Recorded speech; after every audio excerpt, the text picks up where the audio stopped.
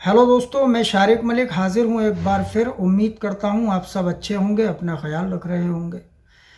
पश्चिम बंगाल के 24 परगना क्षेत्र का एक लड़का मुजफ्फरनगर में सर्राफा की दुकान पर नौकरी करता था। एक दिन उसके मालिक ने उससे कहा, तुम मेरठ सर्राफा मार्केट जाओ, वहाँ पर कुछ काम था। तो उस लड़के से वो कहते हैं, तुम मेरठ के लिए चले जाओ और वहाँ पर ये काम करके आओ। वो लड़का वहाँ से निकल जाता है और मेरठ के लिए रवाना हो जाता है। अब वो मेरठ पहुँचता है। मेरठ में पहुँचने के बाद वो कबाड़ी इलाके में पहुँचता है। इस इलाके को रेड लाइट एरिया भी कहा जाता है। जब वो उस इलाके में एंट्री करता है तो देखता है बहुत सारी शॉप हैं, दुकानें हैं, मार्केट है। उनके ऊपर एक छोटे छोटे कमरे, रूम टाइप के हैं, उनमें खिड़कियाँ लगी हैं और वहाँ पर कुछ लड़कियाँ लोगों को इशारा कर रही हैं और बुला रही हैं।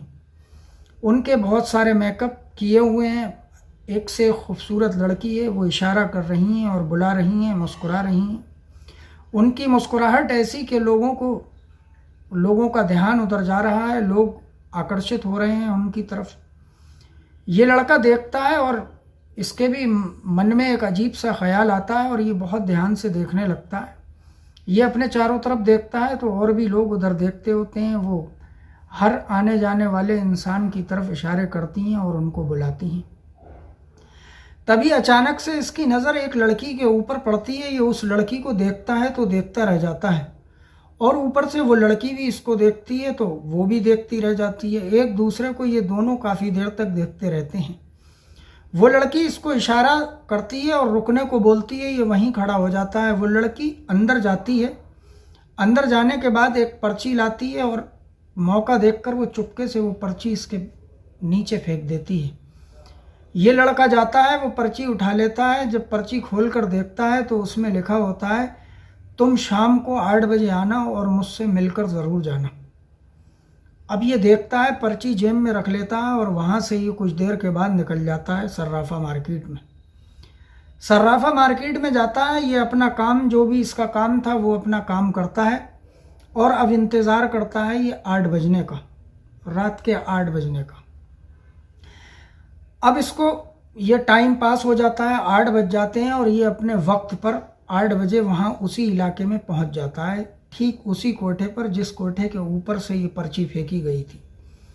अब ये वहाँ जाता है। एक पतली सी सीढ़ी होती है, जीना होता है, उस पे ये डरता हुआ और चढ़ जाता है।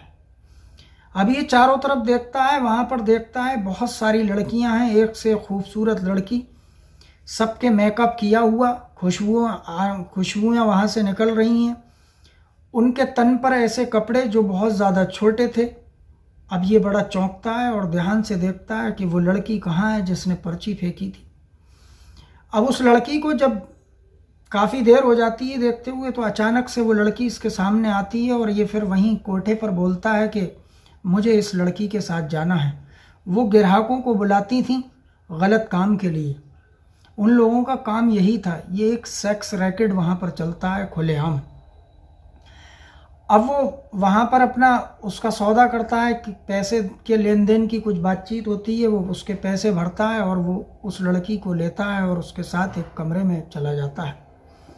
अब कमरे का दरवाज़ा बंद हो जाता है और वो लड़की जब अंदर जाती है इस लड़के के साथ तो बेपनाह रोने लगती है।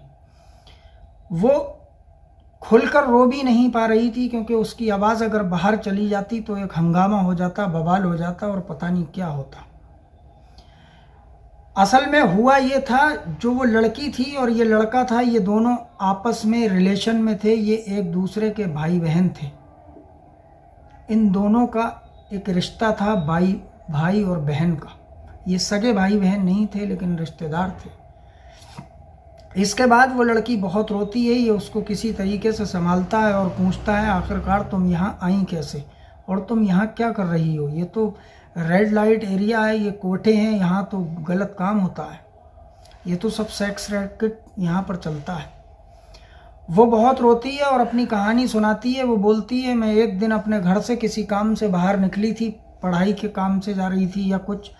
एक कार आकर रुकती है और उस कार में मुझे कुछ लोग ज़बरदस्ती बिठा लेते हैं और नशे का कुछ सामान मुझे सुंघा देते हैं जिससे मैं बेहोश हो जाती हूँ और जब मेरी आँख खुलती है तो यहाँ मैं इस कोठे पर मिलती हूँ, अपने आप को देखती हूँ। 15 दिन तक मुझे बहुत टॉर्चर किया गया, मुझे मारा पीटा, खाने को कुछ नहीं दिया जाता था और मुझसे कहा कि तुम्हें लोगों को खुश करना पड़ेगा वरना तुम्हें जान से मार दिया जाएगा। धमकी देते थे, मैं कुछ भी बोलती थी तो मुझे पीटना शुरू कर देते थे। इसके बाद ये लोग इंजेक्शन देते थे जिससे हार्मोन्स चेंज होते थे, जिससे मुझे अजीब तरीके की उत्तेजनाएं होती थी मेरी बॉडी में। ये सब हुआ।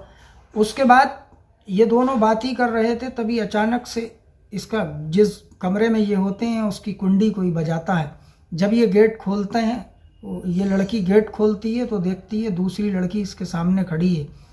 अब वो जब अंदर का माजरा देखती है तो वो ये देखती है कि ये दोनों इतनी आराम से बैठे हैं। ऐसा तो कभी होता नहीं है, जब भी कोई ग्राहक आता है तो इतने अच्छे तरीके से कभी भी लड़की और लड़का इस हालत में नहीं होते हैं। ये बिल्कुल ठीक ठाक अंदाज में जैसे कपड़े पहनी थी वैसे ही कपड़े हैं, कोई कपड़ा इसके बदन से उतरा हुआ नहीं था। वो लड़का आराम से बैठा था, वो भी अपने सारे कपड़े पहनकर बैठा हुआ था। इसने पूछा, क्या माजरा है, तुम लोग क्या बात कर रहे हो, मुझे बताओ। अब ये जो लड़की थी इसका हम काल्पनिक नाम आपके सामने ले रहे हैं, सबीना। सबीना बोलती है, हम तुम्हें बता देंगे, ऐसा कुछ भी नहीं है और हम कुछ बात कर रहे थे। तो वो बोलती है, तुम मुझे हकीकत बताओ वरना मैं अभी मालकिन को जाकर बता दूंगी।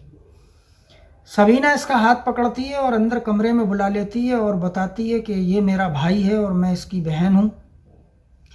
और फिर दोनों रोने लगते हैं। अब वो उसका भाई इस लड़की को समझाता है और पूछता है, तुम कहाँ से आई हो। तो वो फिर अपने बारे में बताती है। तो वो कहता है, तुम परेशान मत हो, मैं अपनी बहन के साथ साथ तुम्हें भी यहाँ से निकाल लूँगा, तुम अभी किसी से कुछ मत कहना। और वो वहाँ से उसको समझाकर लड़की की समझ में बात आ जाती है और वो भी सोचती है शायद मैं भी अपने घर जा सकती हूँ, क्योंकि उसकी भी उम्मीद ख़त्म हो चुकी थी। उसे भी लगता था कि शायद अब यहाँ से मरने के बाद ही बाहर निकलना होगा। इसके बाद वो वहाँ से चला जाता है। अब वहाँ से निकलने के बाद वो सीधे उसी सर्राफा की दुकान पर पहुँचता है जहाँ उसको काम था, जहाँ पर उसके मालिक ने उसको भेजा था। क्योंकि उस दुकान पर जो नौकर था, जो काम करता था, उससे इसके ताल्लुकात थे, जान पहचान हो गई थी, ये आता जाता रहता था। तो ये उस नौकर को पूरी दास्तान सुना देता है और बताता है कि ये जो कबाड़ी एरिया में रेड लाइट है वहाँ पर ऐसी ऐसी घटना हो गई और वहाँ पर मेरी बहन रिश्ते की है, वो बहन वहाँ पर कैद है। अब ये जब पूरी कहानी सुनाता है तो वो नौकर भी हैरत में पड़ जाता है और ये दोनों फिर प्लानिंग करके पुलिस स्टेशन पहुँचते हैं नज़दीकी। ये नज़दीकी पुलिस स्टेशन जाते हैं। वहाँ पर उस वक्त ये 2 दिसंबर 2017 की बात है। तो उस टाइम वहाँ की SHO होती हैं रश्मि चौधरी, साथ ही DSP होते हैं संजीव देशवाल, और उस टाइम वहाँ पर जो तैनात SSP साहब थे वो थे मंजिल सैनी। इनको ये पूरी कहानी, रश्मि जी को पूरी कहानी ये दोनों बताते हैं। इसके बाद रश्मि जी और DSP साहब अपनी पूरी टीम तैयार करते हैं और वहाँ पर रेड मारते हैं। अब जब वहाँ पर छापा पड़ता है तो उस लड़की को भी ले लिया जाता है और उसके जो कोठे की मालकिन थी उसको भी पकड़ लिया जाता है। पकड़ने के बाद इस लड़की को छुड़ा लिया जाता है और उसके बाद एक फिर नई कहानी शुरू होती है। नई कहानी ये थी, दूसरी कहानी ये थी कि जो वो दूसरी लड़की जो कमरे में आई थी और जिसको इसने लड़के ने वादा किया था कि मैं तुमको भी यहाँ से निकाल लूँगा और अपनी बहन को भी निकाल लूँगा, ये लड़की अपने हिंदुस्तान की नहीं बल्कि बांग्लादेश की थी। बांग्लादेश में वो लड़की एक दिन अपनी सहेली के साथ कहीं बाहर मार्केट या कहीं घूमने गई हुई थी। ये शादीशुदा लड़की थी, इसका एक छोटा सा बच्चा भी था, बहुत प्यारा था। उसके साथ ये निकलती है, किसी वजह से ये किसी गलत बस में बैठ जाती है और अपने रूट से दूसरे रूट पर चली जाती है, ये अपने रूट से बिछड़ जाती है। अचानक ये देखती है कि मैं कहीं गलत रास्ते पर जा रही हूँ। फिर एक जगह बस रुकती है, ये उतरती है और वहीं पर खड़ी हो जाती है। बहुत देर सोचने के बाद ये सोचती है अब मैं क्या करूँ। उसके बाद ये वहीं पर पैदल जाती होती है, जंगल का एरिया था, अचानक से वो उतर गई थी क्योंकि उसकी समझ में आ चुका था वो गलत रास्ते पर जा रही है। इसके बाद वो वहाँ से पैदल चलना शुरू करती है, उसे कोई सवारी वहाँ पर नहीं मिलती। अब शाम का वक्त हो जाता है, क्योंकि ये लोग जब निकले थे तो वो 4-5 बजे का वक्त था। अब इधर अंधेरा होना शुरू हो जाता है। वहाँ से एक राहगीर गुजर रहा होता है, वो देखता है एक जवान लड़की अकेली सुनसान जगह पर क्या कर रही है। वो इससे पूछता है, तुम कहाँ जा रही हो अकेली, और तुम्हें इस वक्त यहाँ नहीं होना चाहिए, ये जंगल का एरिया है, ये एरिया बहुत ख़राब है, यहाँ के हालात अच्छे नहीं हैं। उस लड़की को इसके ऊपर भरोसा हो जाता है और वो बोलती है, मैं ऐसे ऐसे अपने रूट से बिछड़ गई हूँ, अब मैं क्या करूँ। तो वो बोलता है, ठीक है, तुम परेशान मत हो, घबराओ मत, तुम मेरी बहन जैसी हो, आओ मैं तुम्हें छोड़ देता हूँ। ये वहाँ से उसके साथ निकलता है, बातचीत करता रहता है और अचानक से अपनी जेब में से निकाल कर कुछ खाने का इस लड़की को देता है। ये लड़की उस पर भरोसा कर लेती है, एक भाई समझकर उसका वो जो भी कुछ खाने का था, बिस्किट या जो भी, वो ये खा लेती है। जैसे ही वो खाती है कुछ ही देर में वो बेहोश हो जाती है। उसके बाद जब उसकी आँख खुलती है वो तो अपने आप को वो एक बंद कोठरी में, एक कमरे में पाती है। जैसे ही उसकी आँख खुलती है और वो पूछती है, मैं कहाँ हूँ, चीखती है, तो उसको पीटना शुरू कर दिया जाता है, क्योंकि वो थी मुंबई के रेड लाइट एरिया में वो अपने आप को बंद कमरे में देखती है। इसके बाद वो कहती है, मुझे यहाँ कौन लाया, मुझे क्यों लाए हो, तुम लोग कौन हो। तो वो बहुत पिटाई लगाते हैं और लाल कलर की कोई टैबलेट उसको खिलाते हैं। बार बार वो टैबलेट, जैसे ही उसको होश आता था ये लोग उसको लाल कलर की टैबलेट देते थे। ये बात उस लड़की ने खुद बताई थी। इसके बाद उसको मारते हैं, पीटते हैं और उससे कहते हैं, तुम्हें लोगों को खुश करना होगा, हमारे ग्राहक जो आएंगे उनको खुश करना होगा, उनके सामने हंसी मजाक, हंसते रहना है, मुस्कुराते रहना है और तुम्हें ये काम करना है। इसके बाद बड़ा परेशान, अब वो रोती है लेकिन कोई चारा नहीं, अब करे तो क्या करे, आखिरकार इनकी बात मानना पड़ेगी, वरना वो फिर मार पिटाई शुरू कर देते थे। इसके बाद वो बताती है कि उसके ये लोग हर रोज़ एक इंजेक्शन लगाया करते थे, जिससे उसके हार्मोन्स चेंज होते थे और उसके भी बदन में कुछ उत्तेजनाएं सी पैदा होती थी, जिससे उसको भी लगता था कि मैं किसी पुरुष से मिलूं। इसके बाद ये सिलसिला चलता है और फिर उसको भी इस धंधे में धकेल दिया जाता है और वो ये सब काम करने लगती है। वो बताती है, जब मैं मुंबई में थी तो सुबह 11 बजे से और लगभग रात के 10-11 बजे तक मेरा यही काम होता था। मुझ जैसी हज़ारों लड़कियां यहाँ पर बेबस परेशान हैं, लेकिन वो कुछ नहीं कर सकती। हम सब की कहानी लगभग एक जैसी ही होती है, हम सबके इंजेक्शन लगाए जाते हैं और हम सबसे यही काम करवाया जाता है। यहाँ पर दिन में 11 बजे से रात के 10-11 बजे तक कम से कम 80 से 100, 120, 130 लोग एक एक लड़की से मिलते हैं, क्योंकि ये बड़े शहर हैं। यहाँ पर एक लड़की के साथ कम से कम 80 से 130 लोग अपनी हवस बुझाने आते हैं।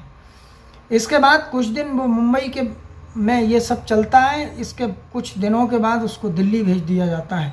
दिल्ली में भी यही सब होता है, यहाँ भी यही सब होता है।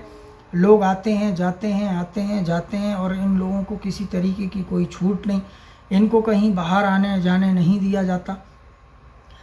इसके बाद फिर कुछ टाइम यहाँ दिल्ली रखा जाता है, जीबी रोड पर रेड लाइट एरिया में। फिर वहाँ से इसको मेरठ भेज दिया जाता है। अब ये मेरठ आती है, मेरठ में भी यही काम होता है। इन सब के वही इंजेक्शन, वही गोलियां और इनके वही मेकअप किए जाते थे। इनसे कहा जाता था कि आपको लोगों को खुश करना है, उनके सामने खुश रहने की एक्टिंग करनी है और किसी से लड़ना नहीं है, झगड़ना नहीं है, तुम्हें अपना खामोशी से काम करना है। अगर किसी के सामने कोई भी तुमने ऐसी बात की जिससे हमारे कोठों को खतरा हो, हमारे काम में खतरा पैदा हो, तो हम तुम्हें जान से मार देंगे। ये वो लड़की थी शकीला, इसका भी हम काल्पनिक नाम ले रहे हैं। जो लड़की वो रूम में आई थी, जिसका सबीना ने हाथ पकड़ा था और उसके भाई ने बोला था कि मैं अपनी बहन के साथ साथ तुम्हें भी छुड़ा लूँगा। इसके बाद पुलिस इसको भी ले लेती है और इसके घर बातचीत करती है। जब वो अपने बेटे से बात करती है, जो उसका छोटा सा बेटा था, तो वो बहुत रोती है। और वो जब पत्रकारों से बात होती है, ये जो केस हुआ था, जब ये केस खुला था तो उत्तर प्रदेश में और ख़ास तौर से मेरठ के पेपरों में, अमर उजाला में इसकी बहुत बड़ी बड़ी रिपोर्टें छपी थी, न्यूज़ छपी थी। तब वहाँ पर लोगों में एक अजीब माहौल था, हैरान थे, परेशान थे कि ऐसा भी होता है। तो खैर इसके बाद उस लड़की को बांग्लादेश भेज दिया जाता है और शबीना को पश्चिमी बंगाल भेज दिया जाता है। दोस्तों, ये कहानी सुनाने का मकसद हमारा ये नहीं है कि आप लोगों को दुख हो, परेशानी हो या कुछ ऐसा हो। हमारा मकसद सिर्फ ये है कि आप सतर्क रहें, सावधान रहें, अपना ख्याल रखें, अपने घर की बहन बेटियों का ध्यान रखें। तो दोस्तों, आज की इस कहानी को सुनाने का उद्देश्य किसी को परेशान करना नहीं है, किसी को दुख पहुंचाना नहीं है, बल्कि ये कहानी मैंने इसलिए आप सबको सुनाई कि आप सब लोग सतर्क रहें, सावधान रहें, अपना ख्याल रखते रहें। ये दुनिया है, इस दुनिया में हर तरीके के क्राइम होते हैं, वारदात होती हैं। आपको मैं रोज़ एक ना एक वारदात सुनाता रहता हूँ। कल फिर एक कोई नई कहानी आपको सुनाऊँगा। अब ये कुछ लोगों के आज जन्मदिन हैं, उनका मैं नाम ले देता हूँ। इन सब ने मुझे मेल किया था। ये फिरदौस खां हैं दिल्ली से, इनका आज जन्मदिन है, बहुत बहुत मुबारकबाद, happy birthday to you. Yasmeen Khan हैं बरेली से, मैं इनका जन्मदिन की बधाई देता हूँ, हैप्पी बर्थडे टू यू।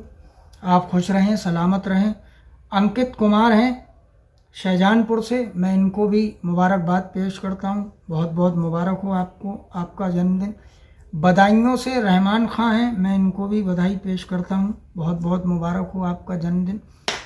तो दोस्तों, आप सब भी मुझे मेल कर सकते हैं या कमेंट में बता सकते हैं। अगर आपका जन्मदिन हो तो मैं आपका नाम लेकर आपको ज़रूर बताऊंगा और कल एक नई कहानी फिर सुनाऊंगा।